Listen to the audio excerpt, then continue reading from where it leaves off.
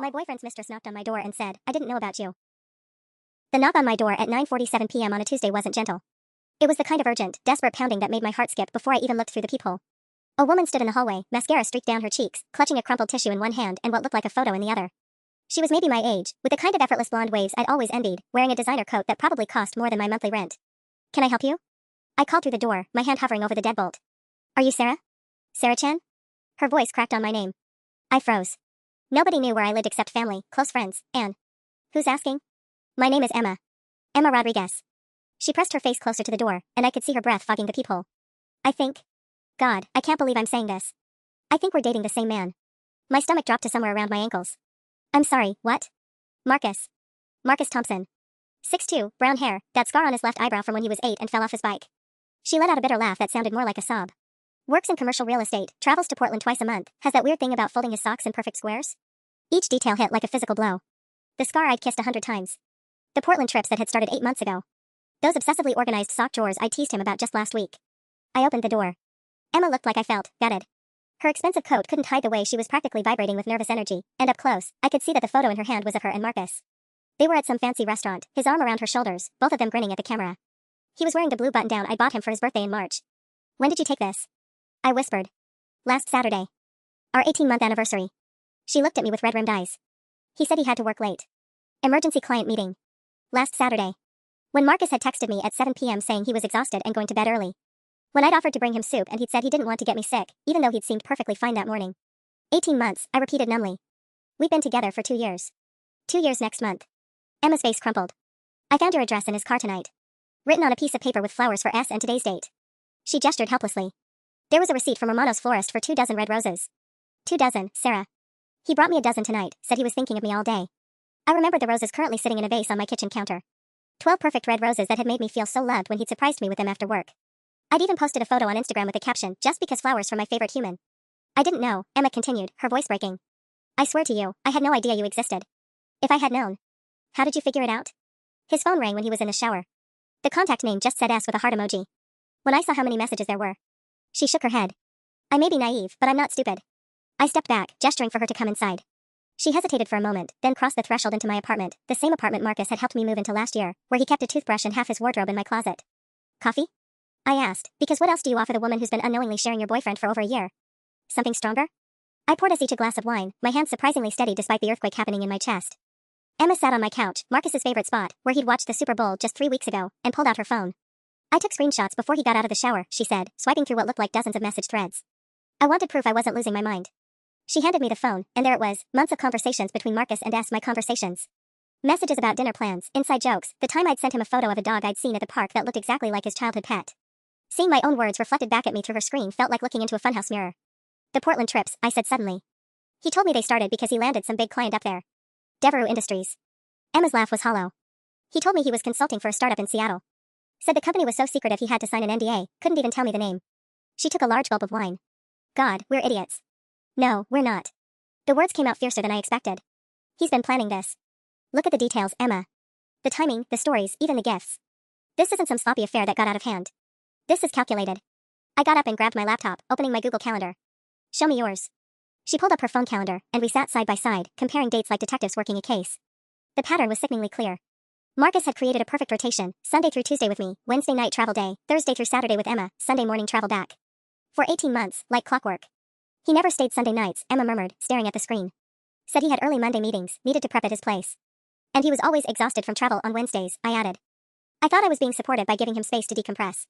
Emma scrolled through her photos, and I watched months of Marcus's double life unfold. Him at a charity gala in a tux I'd helped him pick out. A weekend ski trip I thought was a work retreat. A birthday dinner at Romano's, the same restaurant where he'd taken me for our first anniversary, even ordering the same wine.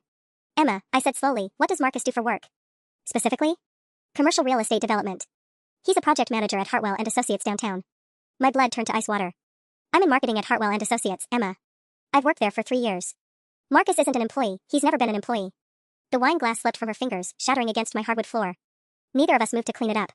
"Then who the hell is he?" she whispered. I was already pulling up the company directory on my laptop, my fingers flying across the keyboard. "I don't know, but I'm about to find out." The search results loaded, and my heart stopped. No Marcus Thompson in the system. But there was a Marcus Thompson, one letter different, listed under vendor contacts. A caterer who'd worked our office Christmas party. Last December. Where I'd met him. The vendor contact information stared back at me like a neon sign spelling out my own stupidity. Marcus Thompson, Platinum Catering Services, hired for seasonal events and corporate functions. The same company that had served those little bacon wrapped scallops I'd complimented at the Christmas party. The same party where a charming caterer had struck up a conversation with me by the dessert table, asking about my work, my life, whether I lived alone. He's a caterer, I said, my voice sounding hollow in my own ears. He works events at my office. That's how he knows so much about my company, my schedule, my coworkers. Emma leaned over to look at the screen, her face pale. A caterer? But he drives a BMW. He has that expensive watch, those suits. Paid for by us, probably. I scrolled through more search results, my marketing brain automatically cataloging details. Think about it, Emma. How often does he actually pay when you go out? Her silence was answer enough. He pays sometimes, she said finally. But you're right, I make more money than most people. I work in pharmaceutical sales. It never seemed weird that I'd treat him. I pulled up my banking app, my stomach churning as I scrolled through months of transactions. Dinner at Romano's, $247, my card. Weekend in Napa for his birthday, $1,200, my card. Half the rent on his temporary apartment while his place was being renovated, $850 a month for 8 months. Emma, what does Marcus do on his birthday? The real date, not whatever he told you. She pulled up her phone calendar. July 15th. We went to that new steakhouse downtown, then jazz at the Blue Note. He told me his birthday was September 3rd. We went to Romano's, then jazz at the Blue Note. I felt sick. Same playlist, probably. Same romantic speech about how much I mean to him. Emma stood up abruptly, pacing to my window. I paid for his car insurance last month. He said his account had been hacked, needed a few weeks to sort it out with the bank. She turned back to me, her designer coat making her look like an elegant predator. Sarah, I think I've been paying for the car you've been riding in. My phone buzzed. A text from Marcus, miss you already, beautiful. Can't wait to see you tomorrow night. That new Thai place at 7? Emma's phone buzzed 30 seconds later. She looked at it and her face went white. What does it say? He's asking if I want to get Thai food tomorrow night. 7:30. She showed me the message. He's going to take us to the same restaurant on the same night. Different times, though. Smart. I felt a weird, detached admiration for the logistics. Probably books tables 90 minutes apart. Just enough time to finish with one of us, make an excuse about work, and meet the other. Emma sank back onto the couch, and I watched her cycle through the same emotions I was feeling, betrayal, humiliation, rage, and underneath it all, a growing sense of something that felt almost like respect for the sheer audacity. He's been farming us, she said quietly. Like we're resources to be managed and optimized. For almost 2 years, I agreed. This isn't passion or weakness or even garden variety cheating. This is Marcus's job. My laptop chimed with a new email notification. Emma and I both froze when we saw the sender, Hartwell and Associates Event Planning. The subject line read, Vendor List Annual Charity Gala April 15th. Marcus's catering company was on the list. Emma, I said slowly, what are you doing April 15th? Emma's face went through about 6 different expressions before settling on something that looked dangerously close to a smile. April 15th is the Meridian Pharmaceuticals Annual Gala. The biggest networking event of the year for my company. She paused, her eyes getting that sharp look I was beginning to recognize. Marcus asked if he could be my plus one about 3 weeks ago. Said he wanted to support my career, meet my colleagues. My heart hammered against my ribs. Hartwell's charity gala is the same night. Black tie, 500 guests, biggest event our company throws all year. I scrolled down through the email, looking for more details. Marcus mentioned it last month.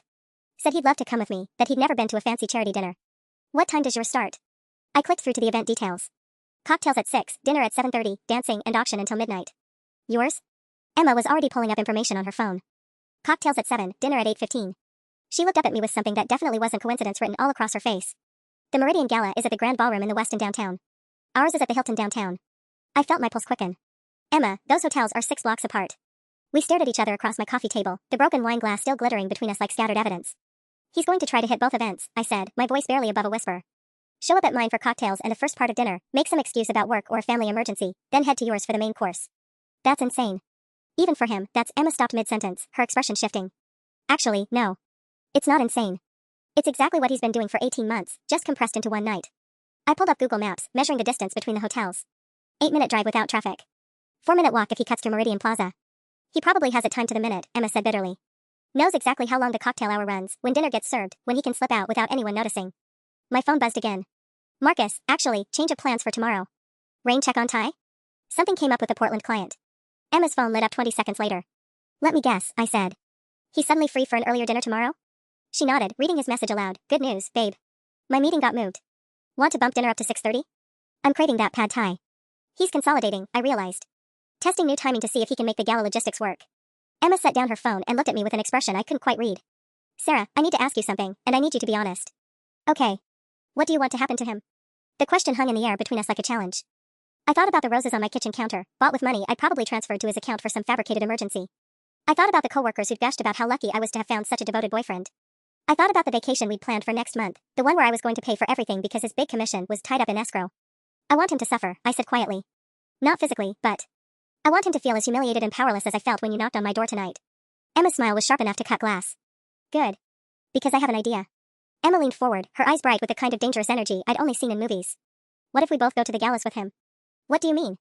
I mean, what if we let him think he's pulling off his master plan? He shows up to your event with you, plays the devoted boyfriend, then makes his excuse and rushes over to mine. She paused, swirling the remaining wine in her glass.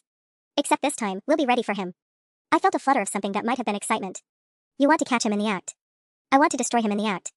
Emma's voice was steady, but there was steel underneath. Think about it, Sarah. These galas, they're not just parties. They're networking events. Career-defining nights for both of us, right? I nodded slowly. The Hartwell Gala is where partnerships get made, promotions get decided.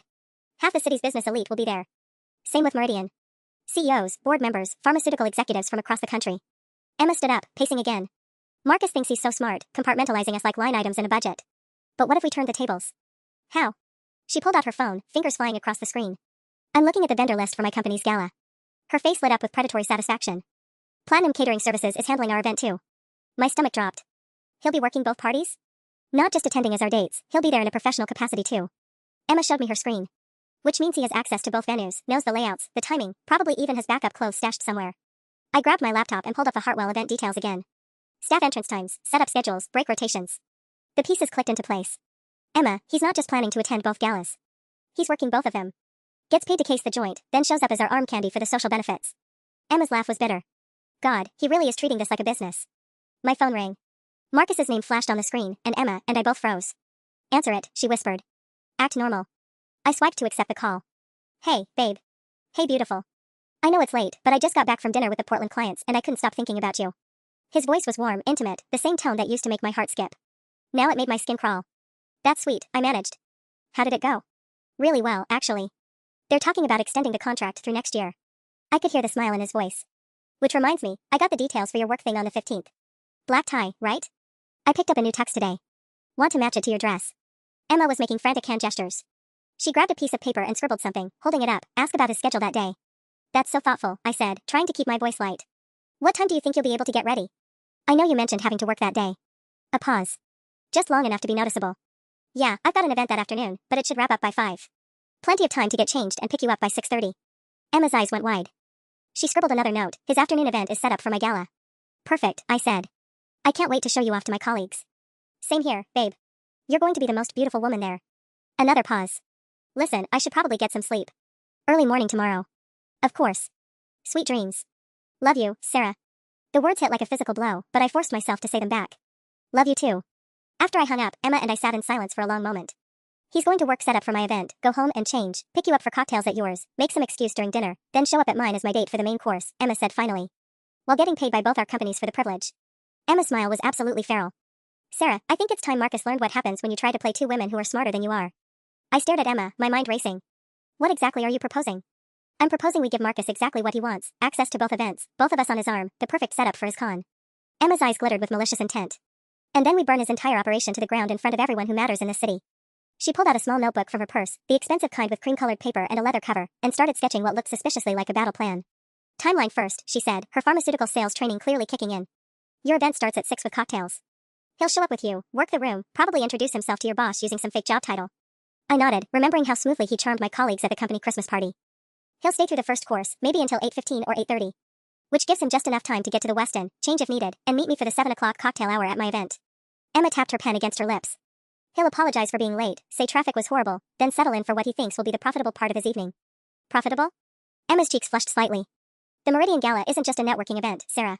It's where they announce the annual sales awards. I'm up for Account Manager of the Year, $50,000 bonus, plus a promotion that comes with a company car and expense account. My stomach sank. He knows about this? He's the one who suggested we celebrate with a weekend in Cabo if I win. Said he'd already looked at resorts. Her laugh was hollow. Let me guess, you've got something big happening that night too? I pulled up my work email, scrolling back through conversations with my department head. The Morrison Industries account. We're announcing the partnership at the gala. It's the biggest deal our agency has landed in 5 years. My boss hinted that leading the campaign could mean a creative director position. And Marcus knows. I told him everything. How much the account was worth, what it would mean for my career, even showed him the presentation deck. I felt heat rising in my cheeks. He said he was proud of me. That he couldn't wait to celebrate my success. Emma made a note in her book. So he's positioned himself to benefit from both our career milestones on the same night. Whatever money comes our way, he's planning to get his hands on it. My phone buzzed with a text. Marcus again, just thinking about April 15th.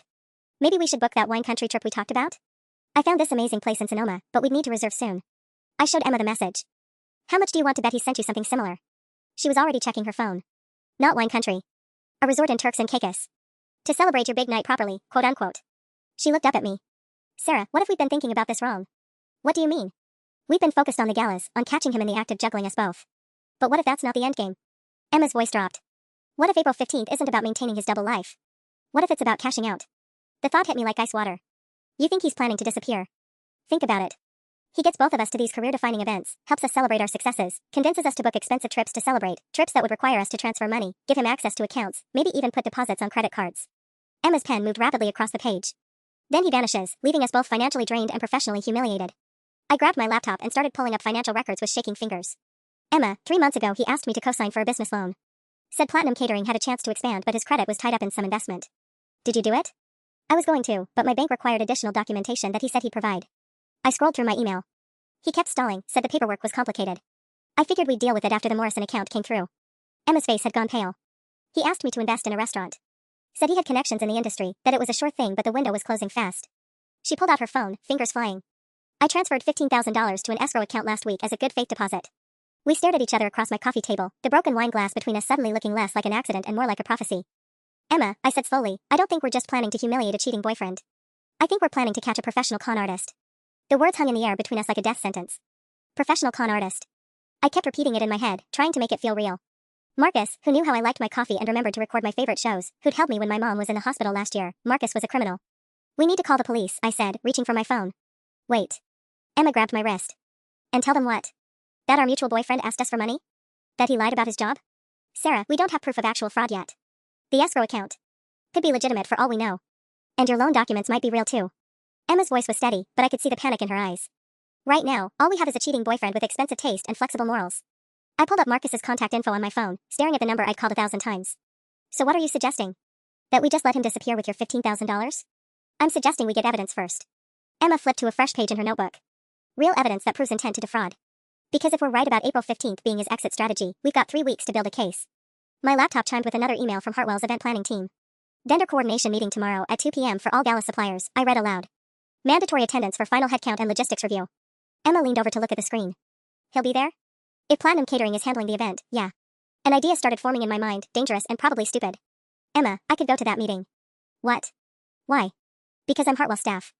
I have legitimate reasons to be there, asking questions about vendor protocols, setup times, service schedules. I could feel my heart racing as the plan took shape. I could get information about his real business, maybe even copies of contracts or payment records. Emma was already shaking her head. That's insane. What if he sees you? He won't expect me to be there. Marcus compartmentalizes, remember? Work Sarah and girlfriend Sarah never overlap in his mind. I pulled up the meeting details. Conference room C, 2nd floor. There'll be 20 other vendors there, catering, flowers, music, photography. I can blend in with the planning staff. And what exactly are you looking for? Everything. How long Platinum Catering has been working with Hartwell, what other events they've done, financial information, references. I grabbed a pen and started making my own list. If Marcus is running cons at multiple companies, there might be a pattern. Emma stared at me for a long moment.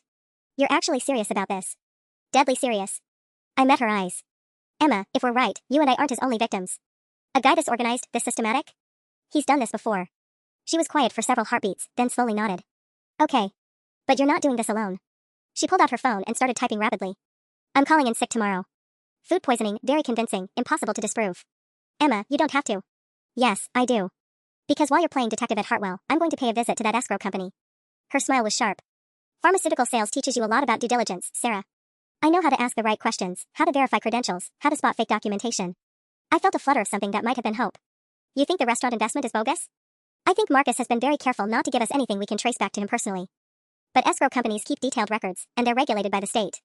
Emma closed her notebook with a decisive snap. Tomorrow we start gathering evidence. Then we decide whether we're calling the police, the FBI, or just planning the most epic public humiliation in charity gala history.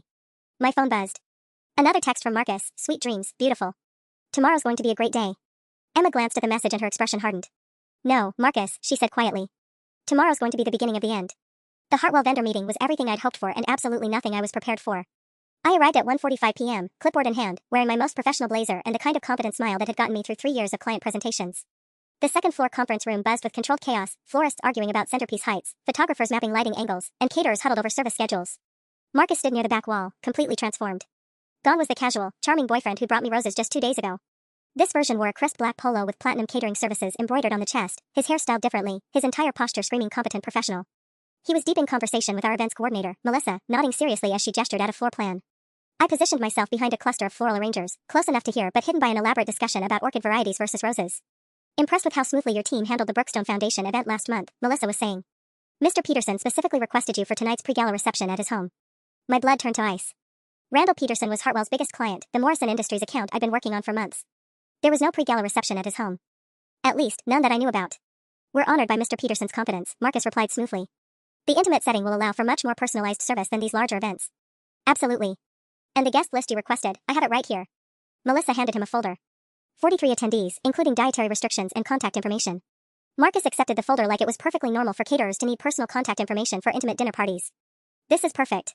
We'll coordinate directly with his household staff for setup starting at 4 p.m. I fumbled for my phone, fingers shaking as I opened my work calendar. Nothing about a Peterson reception. No emails, no scheduling requests, no mentions in any of the Morrison account files. But Marcus now had the personal contact information for 43 of the wealthiest people connected to our agency. Sarah? What are you doing here? I spun around to find Janet Morrison, as in Morrison Industries, standing behind me with a confused smile. Of all the people to run into, it had to be the client whose account was supposed to make my career. Mrs. Morrison. I gestured vaguely at my clipboard, trying to look official while my brain screamed warnings. Coordinating some last-minute details for Saturday night. How wonderful that you're so hands-on. She glanced around the room. I have to say, I'm impressed with how Hartwell handles these events. Even Randy's little dinner party tonight is perfectly organized. My stomach dropped to somewhere around my ankles. Tonight? Oh yes, didn't you know? He's hosting a small gathering at his home, just key stakeholders and their partners. Very intimate, very exclusive. She leaned in conspiratorially. Between you and me, I think he's planning to announce the Morrison expansion project earlier than expected. The Morrison expansion. The project worth $12 million that my team had been developing in secret for 6 months. The project that only a handful of people knew about, and even fewer had financial details for. That sounds lovely, I managed, watching Marcus shake hands with Melissa across the room. Will you excuse me? I need to check on something. I ducked out of the conference room and immediately called Emma. Please tell me you have good news, she answered on the first ring. Emma, we're in so much deeper than we thought. I pressed myself against the hallway wall, lowering my voice. He's not just conning us. He's using our connections to run cons on our employers. What do you mean? There's a dinner party happening tonight at my biggest client's house. Marcus is catering it, but here's the thing, I work on this account and I never heard about any dinner party. He somehow convinced our events coordinator that the client requested him personally. Emma was quiet for a long moment. Sarah, that restaurant investment I told you about? I went to the escrow office this morning.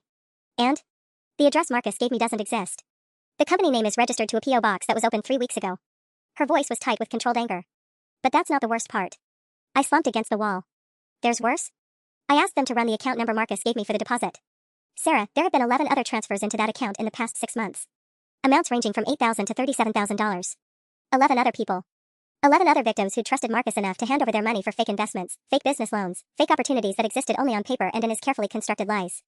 We need to call the police, I whispered. I already did. Detective Rodriguez, no relation, wants to meet with both of us tomorrow morning. Emma paused. But Sarah, there's something else. That dinner party tonight?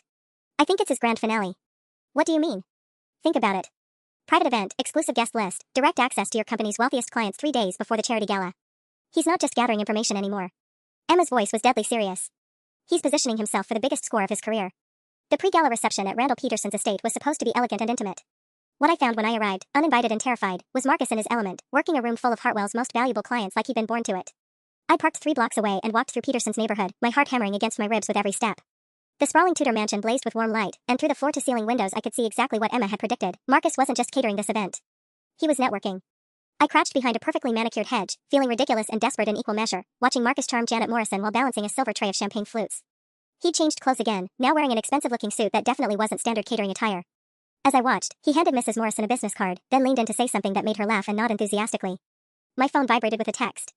Emma, detective wants to know, do you have photos or recordings? Physical evidence? I switched my phone to camera mode and started documenting everything I could see. Marcus shaking hands with David Chen from Morrison Industries. Marcus deep in conversation with the Brookstone Foundation's board chair. Marcus exchanging contact information with at least 6 people I recognized as high-net-worth donors from previous Hartwell events. But it was what happened at 8:47 p.m. that made my blood freeze. Through the window, I watched Marcus approach Randall Peterson himself. They spoke for several minutes, Marcus gesturing toward what looked like architectural plans spread across Peterson's dining room table. Plans that looked suspiciously similar to the Morrison expansion project renderings I'd been working on for months. Peterson picked up his phone and made a call, still talking to Marcus. After a brief conversation, he hung up and shook Marcus's hand with the kind of enthusiasm reserved for major business deals. My work phone, the one connected to the Hartwell email system, buzzed with an alert. Emergency email from Randall Peterson, sent to the entire Morrison account team. Exciting development, moving forward with expanded timeline for Morrison Industries project. New catering partner Platinum Services has connections with several additional properties that could significantly increase project scope. Please coordinate with Marcus Thompson for revised proposals. Time sensitive, need preliminary numbers by Monday morning for investor presentation. This could triple our initial projections. RP. Triple our initial projections. On a $12 million account, that meant Marcus had just convinced Peterson to consider a $36 million expansion, with himself positioned as a key consultant. I took screenshots of the email, my hands shaking so badly I nearly dropped the phone. Then I called Emma. He's not stealing from individuals anymore, I whispered, still crouched behind the hedge like the world's worst private investigator. Emma, he's about to defraud my client out of tens of millions of dollars. What are you talking about? I explained what I'd witnessed, reading Peterson's email word for word. Emma was silent for so long I thought the call had dropped. Sarah, she said finally, you need to leave. Right now. If Marcus sees you. I know, I'm going. But Emma, we can't wait until tomorrow to talk to the detective. This is happening too fast. I stood up, staying low as I crept back toward the street. Peterson wants preliminary numbers by Monday. That's 3 days from now. Which means Marcus needs to keep us both distracted and compliant until he can close whatever deal he's setting up. Emma's voice was grim. Sarah, I don't think we're going to make it to those galas. I think Marcus is about to disappear this weekend, and he's taking a fortune with him. As if summoned by our conversation, my phone rang. Marcus calling. I stared at his name on the screen, remembering every lie, every manipulation, every moment I trusted him with my heart and my future. This time, I was ready for him. I answered the phone with the steadiest voice I could manage. Hey, babe. Sarah, hi. Listen, I know this is last minute, but something incredible just happened. Marcus's voice practically vibrated with excitement, the same tone he'd used when he first told me about those Portland clients. You know that side consulting I've been doing? Well, it just turned into something huge. Really? I pressed myself against a streetlight, watching the warm glow from Peterson's windows fade behind me. What kind of huge? The kind that could change everything for us. I just got offered a position with a development firm, lead project coordinator for a major expansion in the Bay Area. Sarah, we're talking about a 6-figure starting salary, plus equity. My stomach churned. The Morrison expansion project was based in San Francisco. He was already spinning Peterson's interest into his exit strategy. That's amazing, I managed. When would you start? That's the thing, they need an answer by Monday. The investor presentation is Tuesday morning, and if I'm going to be involved, I need to relocate immediately. He paused, and I could practically hear him calculating his next move. Sarah, I want you to come with me. The words hit like a physical blow. Come with you? Think about it. San Francisco, fresh start, both of us working in industries we love. You could freelance for tech companies, the money there is incredible. His voice dropped to that intimate tone that used to make my knees weak. We could get that house we talked about. Maybe even think about engagement rings. Engagement rings. He was offering me marriage as part of his con, the ultimate carrot to keep me compliant while he robbed my clients blind. Marcus, I can't just leave Hartwell. The Morrison account. We'll survive without you, babe. But this opportunity won't wait. His tone sharpened slightly. I need to wire some earnest money by Sunday to secure the position. $25,000 to show I'm serious. There it was.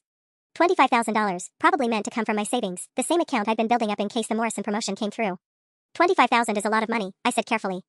I know, but it's an investment in our future. And Sarah? His voice went soft again. I was thinking we could celebrate tonight. I just finished this catering gig, and I'm wired from all the good news. Want me to come over? I could pick up champagne, that expensive stuff you like from Romano's. Romano's, where he'd taken both Emma and me for our special dinners.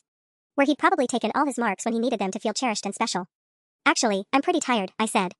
Long day at work. Rain check? A pause. Just long enough for me to wonder if he could hear the lie in my voice. Of course, beautiful. You need your rest. But something in his tone had shifted, become more calculated. Hey, random question, have you talked to anyone about us lately? Your friends, coworkers, anyone? My blood turned to ice water. What do you mean? I just want to make sure we keep the San Francisco thing quiet until it's official. You know how office gossip can be. He laughed, but it sounded forced. Wouldn't want anyone at Hartwell getting the wrong idea about your commitment to the Morrison project. The threat was subtle but unmistakable. If I talked, if I caused problems, he'd make sure my career suffered along with everything else. Of course, I whispered. Our secret. That's my girl. Sweet dreams, Sarah. Tomorrow's going to change everything. After he hung up, I stood under the streetlight for a long moment, shaking with rage and terror in equal measure. Then I called Emma back. Change of plans, I said. We're not waiting until tomorrow to talk to that detective. The detective's office smelled like burnt coffee and disappointment, but Detective Maria Rodriguez had the sharpest eyes I'd ever seen. At 10 p.m. on a Friday night, she looked like she'd been waiting for a case exactly like ours. Let me make sure I understand this correctly, she said, spreading our evidence across her desk like puzzle pieces. Marcus Thompson, whose real name we're not even sure of, has been systematically defrauding multiple victims while using your professional connections to access high-net-worth targets. Emma and I nodded in unison.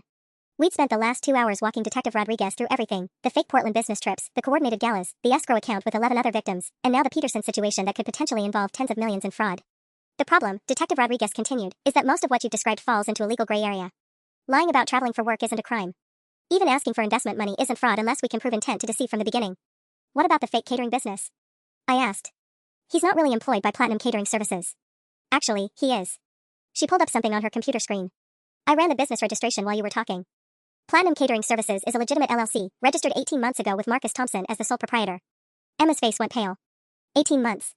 That's exactly when he started telling me about his Portland trips. So he created a real business to support his fake identity, I realized. How is that not fraud? Because technically, he is a caterer. The business has handled dozens of legitimate events, paid taxes, maintained proper licensing. Detective Rodriguez pulled up more files. What makes this complicated is that Marcus has been very careful to operate within legal boundaries, even while manipulating personal relationships. My phone buzzed. A text from Marcus, can't sleep, thinking about San Francisco. Want to grab breakfast tomorrow and talk details? I'm so excited about our future. Detective Rodriguez noticed my expression. What is it? I showed her the message. He wants to meet tomorrow. Probably to get that $25,000 he mentioned. Here's what I need you to understand, the detective said, leaning forward. If Marcus is planning to disappear with money from the Peterson situation, that would constitute wire fraud, which is a federal crime. But right now, all we have is speculation. So what do? Emma asked. Just wait for him to steal millions of dollars? We build a case. The right way. Detective Rodriguez handed us each a business card. I'm going to connect you with Agent Kim from the FBI's Financial Crimes Unit. This kind of sophisticated con operation is exactly what they specialize in. She turned to me specifically. Sarah, I need you to be very careful about the Peterson situation. If you warn them directly, Marcus will know his cover is blown and he'll disappear. But if you don't warn them, they could lose everything, I finished. There might be a middle path, Emma said suddenly. Sarah, what if you told your boss that you have concerns about the timeline Peterson is proposing? Not about Marcus specifically, just that moving that fast on such a large project seems risky? Detective Rodriguez nodded approvingly. That could work. Slow down the process without directly accusing anyone of fraud. My work phone buzzed with another email. This one made my stomach drop to my shoes. Oh God, I whispered, staring at the screen. It's from Peterson. He's moved the investor presentation up to Monday morning, and he wants Marcus to present the expansion proposal directly to the Morrison Industries board. Detective Rodriguez grabbed the phone, reading quickly. Sarah, this changes everything. If Marcus gets in front of that board with fake proposals, he could walk away with wire transfer authorizations worth millions, Emma finished. Which means we have exactly 64 hours to stop him, the detective said, checking her watch. Without letting him know we're onto him, and without destroying your careers in the process. My phone rang. Marcus again. Don't answer it, Detective Rodriguez said quickly. Not until we have a plan. But as his name flashed on my screen, I realized something that made my blood run cold. Detective, I said slowly, what if Marcus already knows we're onto him? The silence in Detective Rodriguez's office stretched like a held breath as my phone continued ringing. Marcus's name pulsed on the screen with each buzz, and I couldn't shake the feeling that somehow, impossibly, he knew exactly where I was. What makes you think he knows? Detective Rodriguez asked, but her hand was already moving toward her radio. The timing, I said, my voice barely above a whisper. Think about it, I've never not answered his calls. Ever. In 2 years, I probably let his calls go to voicemail maybe 3 times, and always texted him back within minutes to explain why. Emma's eyes went wide. And you've been dodging him since this afternoon. It's worse than that. I pulled up my message history with Marcus, showing them the timestamps. Look at the pattern. He texted me at 9:47 p.m. asking about breakfast tomorrow. Normal Marcus would have sent a goodnight text by now, probably something about how much he misses me already. Detective Rodriguez studied the phone screen. Instead he's calling at 11:15 p.m., which is unusual for him. Marcus never calls after 10:30. He always says he doesn't want to wake me if I've fallen asleep. I felt sick realizing how well I knew his patterns, how carefully he trained me to expect certain behaviors. The only time he's ever called this late was when his car broke down in Portland and he needed me to help him find a tow truck. The phone finally stopped ringing, then immediately started again. Sarah, Emma said quietly, what if he drove by your apartment after the Peterson event? What if he saw that your car wasn't there? My stomach dropped. I told him I was tired and staying home tonight. Detective Rodriguez was already pulling up something on her computer. What's your address? I'm going to have a patrol car do a drive-by, see if anyone's been watching your building. As I gave her the information, my phone buzzed with a voicemail notification. Then a text, babe, I'm worried about you. Your neighbor Mrs. Chen said she saw you leave around 8 p.m. but you told me you were staying in. Just want to make sure you're safe. Call me back? Jesus, Emma breathed.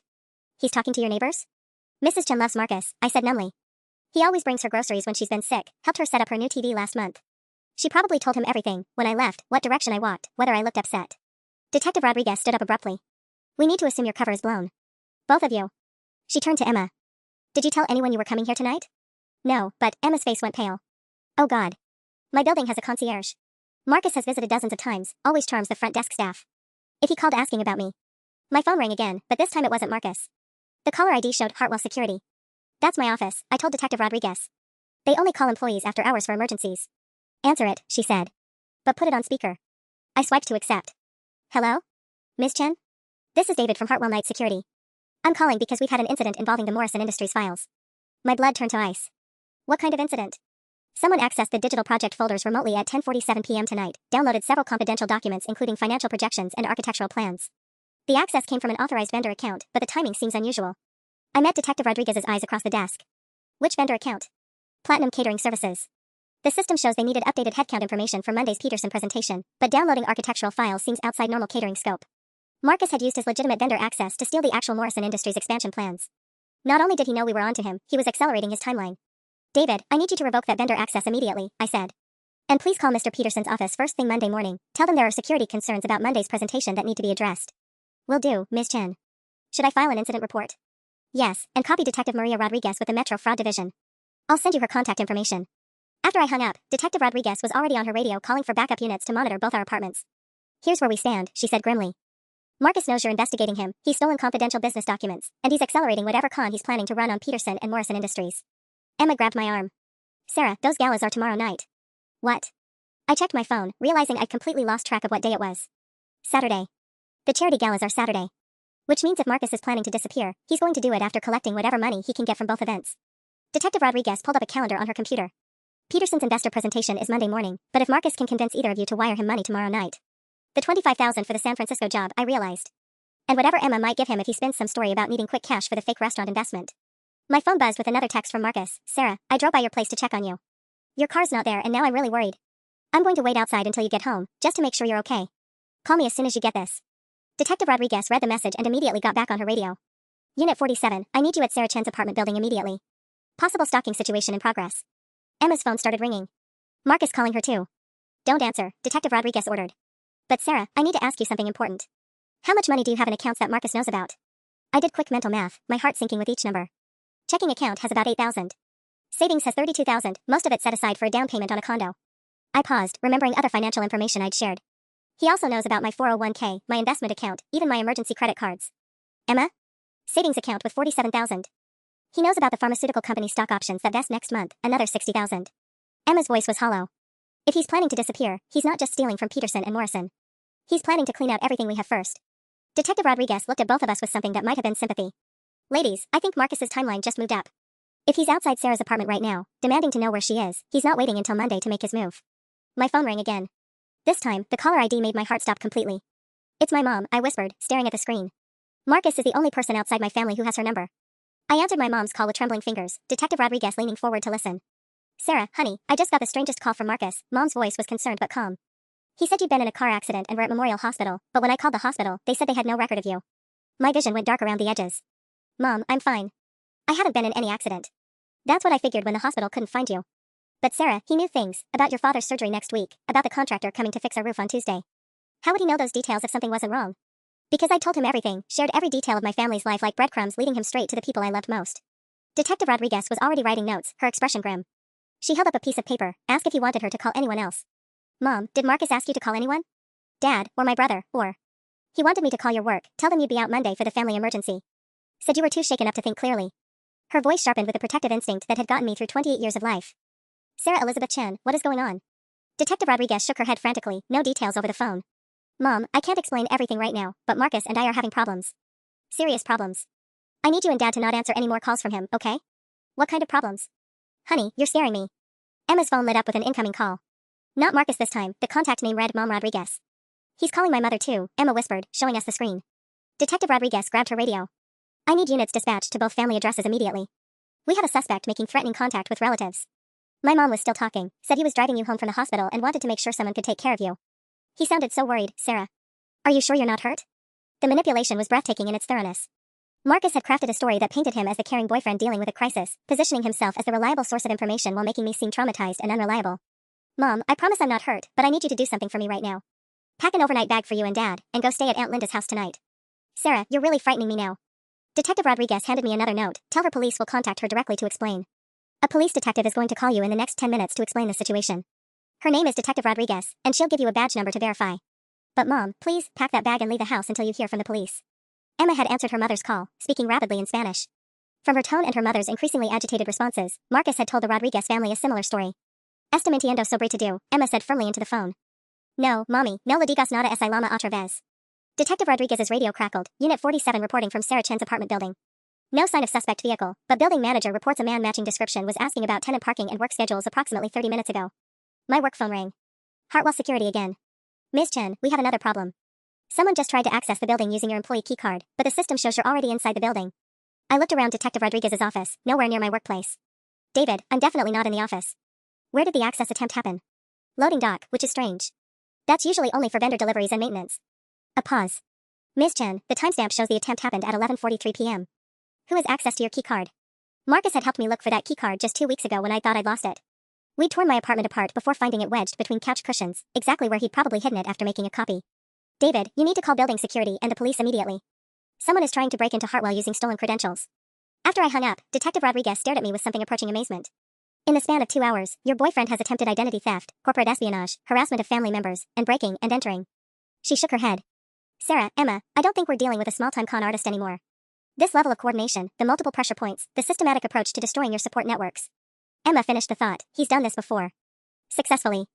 My phone buzzed with a final text from Marcus. Sarah, I know you're scared and confused, but hiding from me isn't going to solve anything. We can fix this together, but I need you to trust me. Meet me at Romano's tomorrow at 7 p.m. and I'll explain everything. Don't make me find other ways to get your attention. The threat was crystal clear. Detective Rodriguez stood up. Ladies, we're not waiting until Monday anymore. We're ending this tomorrow night. Detective Rodriguez's plan was elegantly simple and absolutely terrifying. I would meet Marcus at Romano's as requested, but this time I wouldn't be going in blind. We'll have agents positioned throughout the restaurant, she explained, spreading blueprints across her desk. 2 at the bar, 1 as a server, another couple at a corner table. Plus surveillance vehicles outside and a tech team monitoring all electronic communications. Emma paced behind us, still shaken from the phone call with her mother. What about the galas? He's still planning to hit both events tomorrow night. That's actually perfect. Agent Kim from the FBI had arrived an hour ago, bringing federal resources and a grim expression. Romano's reservation is at 7 p.m. The Hartwell Gala doesn't start until 6, and the Meridian event begins at 7. He's cutting it impossibly close. I studied the timeline Agent Kim had sketched out. So he's planning to get money from me at dinner, then still try to work both galas? Or Romano's is his exit interview, Detective Rodriguez said darkly. Get whatever cash he can extract from you, then disappear before the galas even happen. My phone buzzed with a call from Randall Peterson himself. Agent Kim nodded for me to answer, gesturing to the recording equipment they'd set up. Sarah, I'm calling about Monday's presentation. Peterson's voice filled the room through the speaker. I've been trying to reach our catering coordinator Marcus Thompson all morning, but his phone goes straight to voicemail. My stomach clenched. Mr. Peterson, about Monday, I think we should discuss some concerns I have about the timeline. What kind of concerns? Marcus seemed very confident that we could move forward immediately. Agent Kim was frantically writing notes, holding up questions for me to ask. Where did you get Marcus's contact information? What financial commitments have you made? Mr. Peterson, can you walk me through exactly what Marcus proposed yesterday? I want to make sure our internal records match your understanding. Well, he presented architectural modifications that would allow the Morrison expansion to incorporate 3 additional properties his firm has under contract. The preliminary numbers suggest we could increase project value from 12 million to nearly 40 million. 40 million. Emma grabbed my arm, her fingernails digging into my skin. And what kind of financial commitment did he request? I asked, trying to keep my voice steady. Just earnest money to hold the additional properties, $250,000, due by wire transfer Monday morning. Honestly, Sarah, it's the opportunity of a lifetime. Marcus's connections in Bay Area development are extraordinary. $250,000. 10 times what he'd asked me for, and Peterson was ready to wire it based on one conversation and stolen architectural plans. Agent Kim was already on her radio, coordinating with financial crimes units in San Francisco. If Marcus had fake properties under fake contracts, the fraud charges were going to be extensive. Mr. Peterson, I really think we should slow down and review this opportunity with our full legal team before. Sarah, I have to ask, are you and Marcus having some kind of personal conflict? He mentioned you might be resistant to changes that could affect your role on the project. The manipulation was breathtaking. Marcus had preemptively positioned me as jealous, territorial, potentially unreliable. If I pushed too hard against his proposal, Peterson would assume it was personal rather than professional. Not at all, sir. I just believe in thorough due diligence for investments of this magnitude. Of course. But the timeline is critical. Marcus says the property owners have other interested buyers. If we don't move by Monday. Emma was holding up her phone, showing me a series of texts that had come in during my call with Peterson. All from Marcus, looking forward to tonight, beautiful. We're something special, I have a surprise that's going to change everything. A surprise. At a restaurant where he'd taken both of us for romantic dinners, where he'd probably taken other victims before us. I wondered how many women had sat in those red leather booths, listening to Marcus spin dreams about their future together while he systematically dismantled their lives. Mr. Peterson, can we schedule a conference call for Monday morning with myself, Marcus, and our legal department? Before any wire transfers? I suppose that's reasonable. Though I hope we're not going to lose this opportunity to overcaution. After Peterson hung up, Agent Kim looked at me with something approaching admiration. That was well done. You bought us time without triggering his suspicions. Detective Rodriguez checked her watch. 18 hours until Romano's. Sarah, I need to ask you something difficult. Are you prepared to wear a wire tomorrow night? The question hung in the air like a challenge. 18 hours to prepare for a confrontation with the man I'd loved, trusted, and planned a future with. 18 hours to transform myself from victim to active participant in bringing down a criminal who'd been playing me like a chess piece for 2 years. I looked at Emma, at the federal agents, at the evidence of Marcus's crime spread across every surface of the detective's office. Yes, I said. Let's end this. Romano's felt different at 7 p.m. on a Saturday. The same red leather booths, the same soft lighting, but now I knew this was Marcus's hunting ground, the place he brought Marks when he needed them to feel special before he destroyed them. I sat in our usual corner booth, the wire taped against my ribs feeling like ice against my skin. Through the window, I could see Agent Kim pretending to read a newspaper at the bus stop. Detective Rodriguez was somewhere behind me, disguised as a server. Marcus arrived at exactly 7:03 p.m., carrying a dozen red roses and wearing the navy suit I'd helped him pick out 6 months ago. For a split second, seeing him walk toward me with that familiar smile, I almost forgot he was a criminal. Almost forgot the 11 other victims, the stolen architectural plans, the fake properties worth $40 million. "Sarah, you look beautiful," he said, sliding into the booth across from me. Up close, I could see the stress in his eyes, the calculating way he assessed my expression. "I was so worried when I couldn't reach you last night." "I'm sorry about that. I was dealing with some family stuff." The lie came easier than I'd expected. 2 years of loving him had taught me exactly how to mirror his expressions, his tone. "Is everything okay?" His concern seemed genuine, which somehow made it worse. "Just my dad's surgery got moved up. But let's not talk about that, tell me about San Francisco." Marcus's entire demeanor shifted, becoming animated in the way I'd once found irresistible. "Sarah, this opportunity is beyond anything I imagined. The development firm doesn't just want me as a consultant, they want to make me a partner." He pulled out his phone, showing me what looked like official documents. Property deeds, investment prospectuses, architectural renderings that I recognized from Hartwell's stolen files. "The initial partnership buy-in is higher than I expected, they want $50,000 instead of $25, but the returns." He leaned forward, taking my hand. "Babe, we're talking about 7 figures within 2 years. 50,000. Double what he'd asked for yesterday, probably because he'd realized how much Peterson was willing to wire on Monday. "Marcus, that's a lot of money." "I know, but I've already secured most of it." "That consulting work I've been doing?" "I've been saving every penny." His thumb stroked across my knuckles. "I just need you to cover the last 15,000. Sarah, this is our future." Through the wire, I knew the FBI was recording every word, every detail of his pitch. But sitting across from him, watching him perform intimacy while asking me to fund my own destruction, I felt something crystallize inside me. "What about Emma?" I asked quietly. The question landed like a physical blow. Marcus went completely still, his hand freezing on mine. "What about who?" "Emma Rodriguez. Pharmaceutical sales, lives downtown, been dating you for 18 months. I kept my voice conversational, almost curious. "How much money are you getting from her tonight?" Marcus's face cycled through confusion, denial, then a kind of cold calculation I'd never seen before. When he spoke again, his voice was completely different, harder, more clinical. "How long have you known?" "She knocked on my door Tuesday night.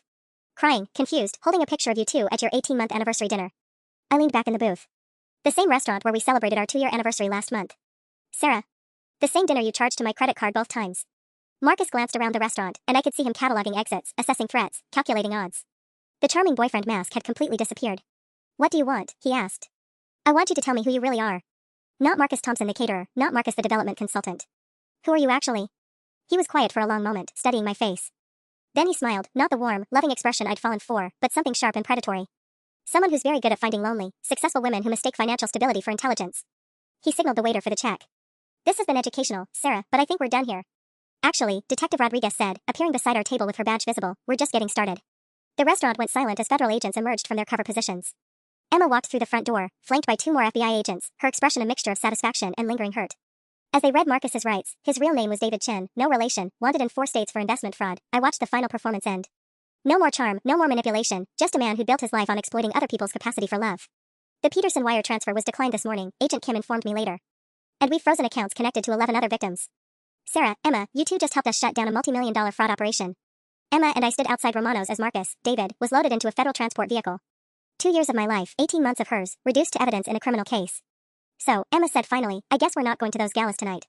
I looked at her, this woman who'd knocked on my door in tears, who'd become an unlikely partner in seeking justice, and started laughing. "Emma Rodriguez," I said, "would you like to be my +1 to the Hartwell Charity Gala? I hear they're serving excellent food, and I promise you won't have to share me with anyone." She grinned, the first genuine smile I'd seen from her since this whole nightmare began. "I thought you'd never ask."